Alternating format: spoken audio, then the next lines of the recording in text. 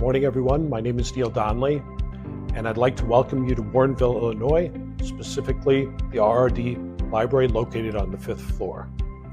If ever you get a chance, I'd love to give you a live tour. Please get in touch with me, be it you, your customers, or prospects, and we will give you the full tour.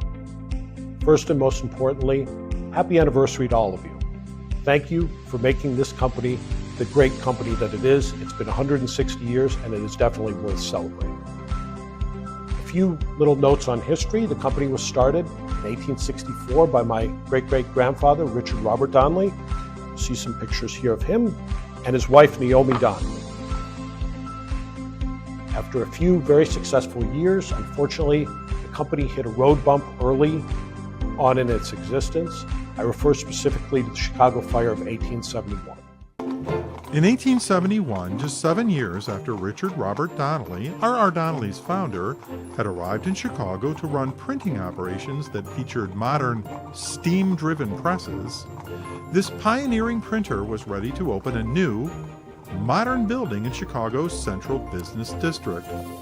The building would feature printing operations as well as typesetting, binding, and other functions central to completing finished books, magazines, and other materials. Before R.R. Donnelly could move into the new building, though, disaster struck Chicago. Hot, dry weather and high winds enabled a fire that broke out in a barn to spread quickly, jumping over rivers and consuming everything in its path. By the time the flames had receded, more than 40% of Chicago's structures had burned. Among the buildings devastated were R.R. Donnelly's home, his printing plant, and the new building that the company had just built. Note the pillars alongside the doors of the new building. This is how they looked after the fire. After this incredible loss, R.R. Donnelly sought to rebuild, but because of the extent of the devastation, there was not enough insurance to cover all of the losses. He had to borrow the means to travel to New York to raise the money to rebuild. What collateral did he have? Just the company's exceptional reputation for integrity, quality, and fair dealing. This was attested to on this piece of ledger paper by prominent Chicago business and civic leaders. That strong reputation for integrity was enough, even for New York's hard-boiled financiers. R.R. Donnelly was able to obtain financing and build again, restarting a company that is still providing a diverse array of communication services today.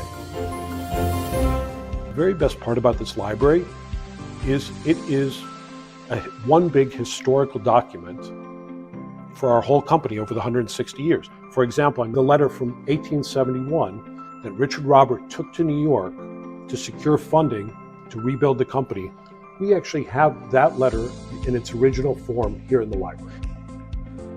As the company was trying to recover from the Chicago fire, many different attempts were made to raise funds.